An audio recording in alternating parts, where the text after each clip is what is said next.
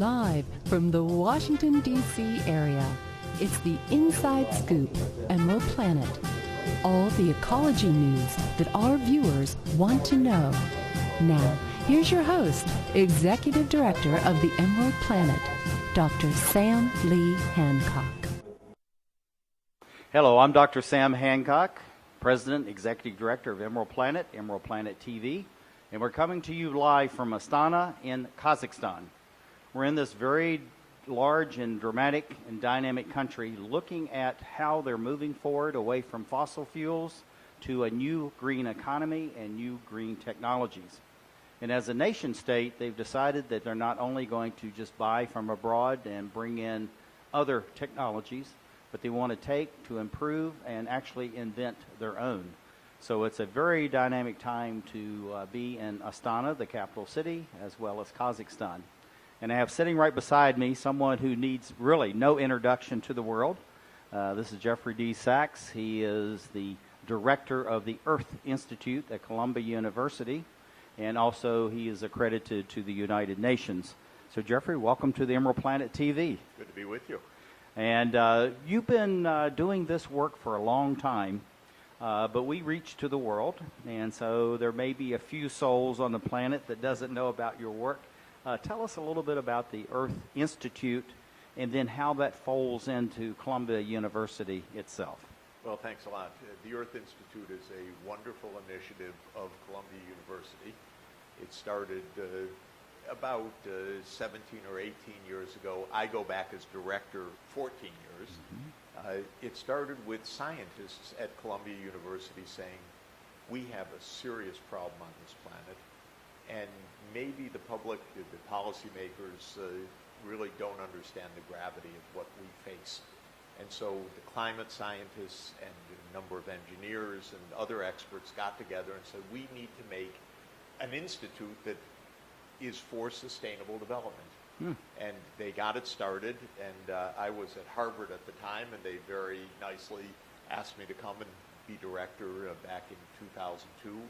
At the same time, Kofi Annan, then Secretary General of the United Nations, asked me to be his advisor on what were then the new Millennium Development Goals. So that was a great combination. And I've been director of the Earth Institute now for 14 years and have learned a tremendous amount from my wonderful colleagues. But it isn't all comforting news, because a lot of what my colleagues tell me almost every day is the situation is more dramatic than we realize. It is really a dangerous time on the planet, because we're ruining the climate, we're destroying a lot of biodiversity, and we don't seem to be very much aware often of what we're doing. Yeah, looking at that, this is something that's really important, and this is the thing that we're going to kind of weave in and out, Jeffrey, you don't mind, with Kazakhstan, because it really is, in a sense, a best practice in itself. You know, it has a hyper economy based on fossil fuels, yet at the same time, it's really charting a new path for not only Central Asia, but really for the world. Backing from that to your Earth Institute, how are you reaching out around the globe to educate people about climate change and what that means to their daily lives, and what does that mean for the future generations on the planet? You know, last December 12, in Paris, all 196 signatories of the UN Framework Convention on Climate Change agreed unanimously to a new Paris climate agreement. Now, when the whole world agrees to something, you should ask what's going on, because we almost never agree on anything. And there are usually one of two explanations. One is that it doesn't matter because it's just an insignificant photo opportunity, or it's something really, really important. And in the case of the Paris Climate Agreement, it's definitely the latter. Governments sign this agreement because they are absolutely getting scared of what every country is facing. Kazakhstan is facing massive droughts. The United States, tremendous drought in the American West, for example. We've had massive floods and unprecedented superstorms in the U.S. Northeast. We had that horrendous forest fire in Alberta, which decimated a community devastated McAllister. Right. Is that the town up in? Yeah, it's northern 75,000 population. Forgive me for doubting that I have the name right, but just huge shocks to the climate taking place all over the world. Yeah, it's just like India, Australia, Brazil. All these countries are having extreme droughts, and at the same time, you're having extreme floods. So you have this violence that's going on within the environment itself. Since I serve as advisor to the Secretary General, I'm traveling all the time. There isn't a stop that I've taken where I don't hear something shocking going on in this unstable world. I was in Indonesia last week. Of course, huge haze from the peat burning. Right. But that's from the drying that's taking place, partly because of El Nino, but partly because of the global warming that is on top of that.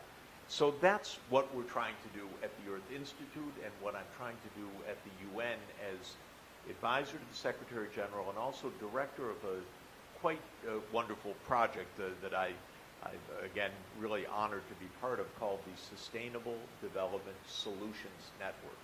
I like every word of it. Right. But sustainable development, yes, solutions and network. It's a network of hundreds of universities around the world that are saying we need expertise, training, public awareness, convening of multi-stakeholders, government, business, academia, civil society, to get on top of this problem. Yeah, it's this whole thing about the network. It's really all about collaboration, which is another word that we could use for that, because without collaboration, again, trying to tie the needs and wants, desires, the needs that we have, this climate change, we have to accommodate an ever-expanding population.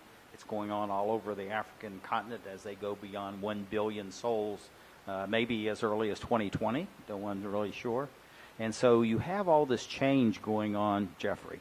So, and people are genuinely scared, genuinely concerned. Hey, when you get 3- and 4-star generals in the American military saying this is the greatest threat, beyond beyond all these other threats that we're facing. I wish climate change. I wish Congress would listen, but that's what the that's what they're saying. That's what the national So intelligence how does agencies are saying. and through your Earth Institute, how are you getting the message out to all these stakeholders, but at the same time decision makers, to say the world, the bottom 95% gets it. Now, how do we get the 5% of the elected officials, decision makers, to say, hey, we need to pay attention and do something constructive about this? I think exactly what you just said. What constructively can we do? That's where we're putting the emphasis. The climate scientists are telling us the risks. They're explaining what's happening. The engineers are showing us new technological approaches. I'm a public policy guy, so I'm trying to promote change, policy change, saying, look, that's the scientific risk. Here's what the engineers show us, the alternative path. Now, how can we get this done? One of the projects that I have found to be quite helpful in this regard is a project we call the Deep Decarbonization Pathways Project, DDPP. And what it is a technical analysis, country by country, of what's the alternative. Because a place like Kazakhstan has basically developed through its fossil fuels, its coal, oil, and gas. It's led to a lot of income. But now Kazakhstan's told the bad news, or feels the bad news, and it sees it in its own drought and other climate phenomena. We've got to change course. So what this project, the Deep Decarbonization Pathways Project, is aiming to do is to say, here realistically is what can be done. And it has already had an eye-opening effect in many places in the world by showing, don't just be afraid, do something. Don't just do something, analyze, and then do the right thing. And that's the idea of the project. Now, involving citizens, without the mass of humanity, over 7 billion now, we're heading towards 9 billion by 2050. We are. So we're going to have to feed, clothe, provide food, More fuel, power, more and more energy for these 2 billion new people, plus the 2 to 3 billion we've been leaving behind to date. So how do we do that? So we protect the environment, but at the same time, we actually improve the quality of life for citizens on this planet. Well, the only way is to change the way that we're doing things. And so some people say we have to stop economic growth, but that would leave billions of people behind. Some people say economic growth is so important we just continue to do what we're doing, but that would devastate the planet. So we have to find a way to have economic development and a low-carbon economy. Right. Now, thankfully, I mean, maybe we don't deserve it exactly, but thankfully there are answers, good answers, because there is enough solar power, wind energy, hydroelectric, geothermal, nuclear power, which many places are going to use, that we can have a low-carbon economy that also expands the amount of primary energy and electricity and high quality that's available. So the truth is, if we change the systems that are underpinning our economy, move away from the fossil fuels, move towards a low-carbon electrification system where we're not only generating electricity without carbon emissions, but also using electricity in new ways, especially for vehicles. And try to use much less of it.